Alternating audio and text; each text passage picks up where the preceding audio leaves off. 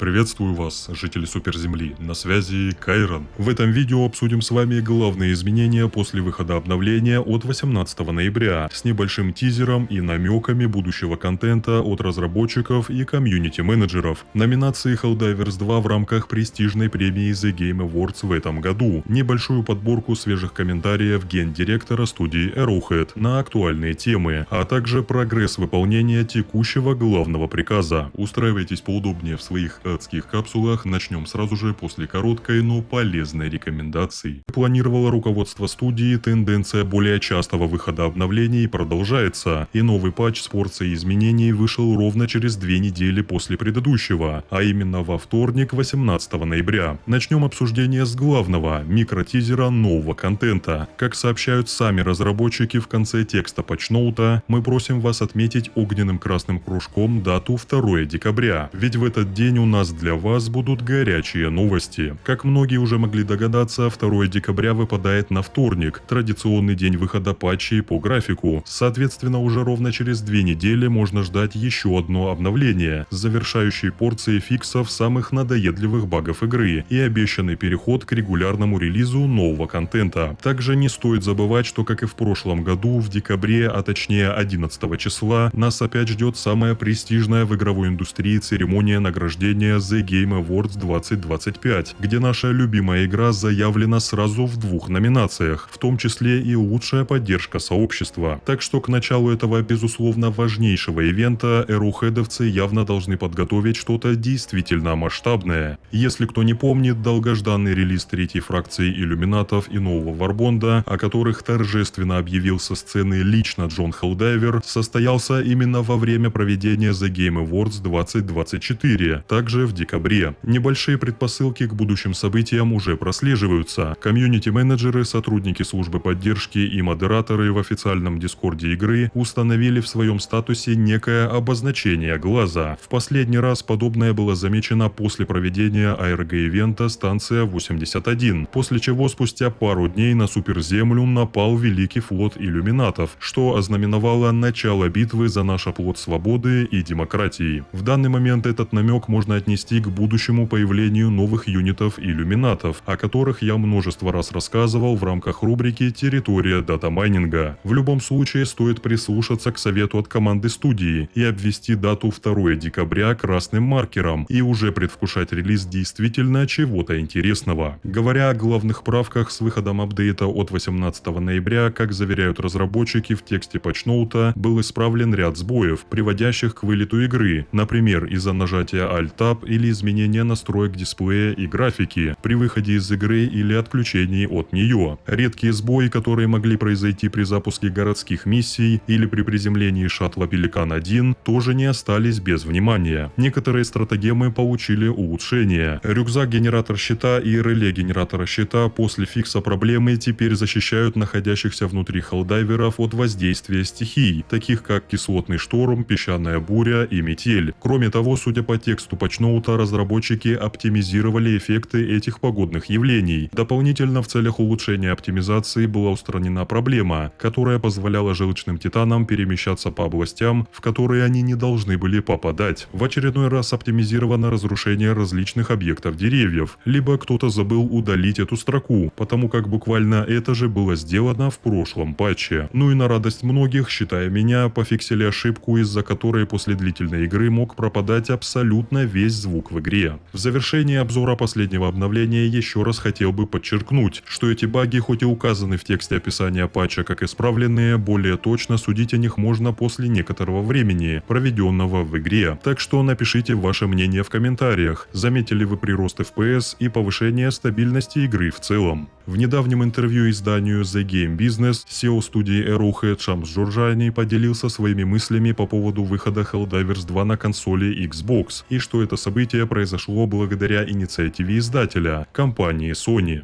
Я очень рад, что PlayStation захотела это сделать. Это их стратегия, это их дело. Мы просто присоединились к этому путешествию, но мы очень рады быть его частью, и всегда приятно быть частью истории видеоигр. Да, знаете, это было действительно, это была настоящая привилегия и честь. И я не притворяюсь, что знаю все тонкости стратегии PlayStation. Но думаю, ощущение такое, что для них это многопользовательская игра. Она уже вышла на нескольких платформах. Знаете, возможность охватить разные платформы, мне кажется, это разумный шаг. Я понятия не имею, что это значит для будущего, но для нас это имело большой смысл. Также Джорджани отметил восторженные отзывы новобранцев зеленой платформы из-за релиза легендарного варбонда Halo ODST и выдал прямо-таки мощнейшую базу. Мы приурочили это к выходу некоторого контента Halo ODST, который был еще одной из тех функций, о которых так просили фанаты, и оказывается, если дать игрокам то, что они хотят, они будут счастливы. Многие из вас в курсе, что для ускорения некоторых этапов создания игр все большее число разработчиков прибегает к помощи искусственного интеллекта. Вот что думает Джорджани по поводу использования ИИ на примере не так давно вышедшего в релиз конкурента – игры Ark Riders. Я замечаю, что любые дебаты, связанные с ИИ в игровой индустрии, всегда оказываются на крайностях спектра. Либо у нас есть руководители Square Enix, которые говорят о 77% автоматизации через отдел контроля качества, либо есть разработчики, которые ощущают, что их средства к существованию полностью на всех уровнях находятся под угрозой, и поэтому любой ИИ — это плохой ИИ. Может быть, реальность где-то посередине.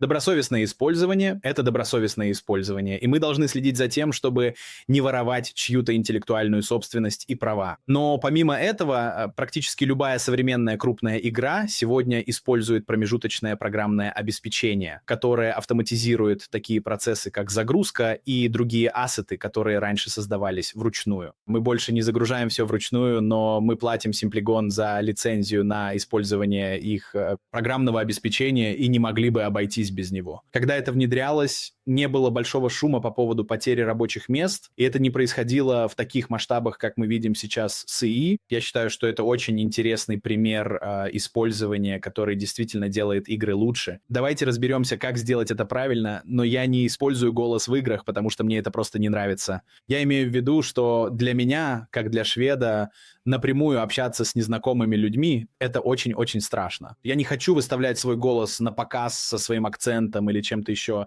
Я думаю, это позволяет большему количеству людей общаться друг с другом, а это в конечном итоге хорошо для игр. Наверняка здесь есть золотая середина.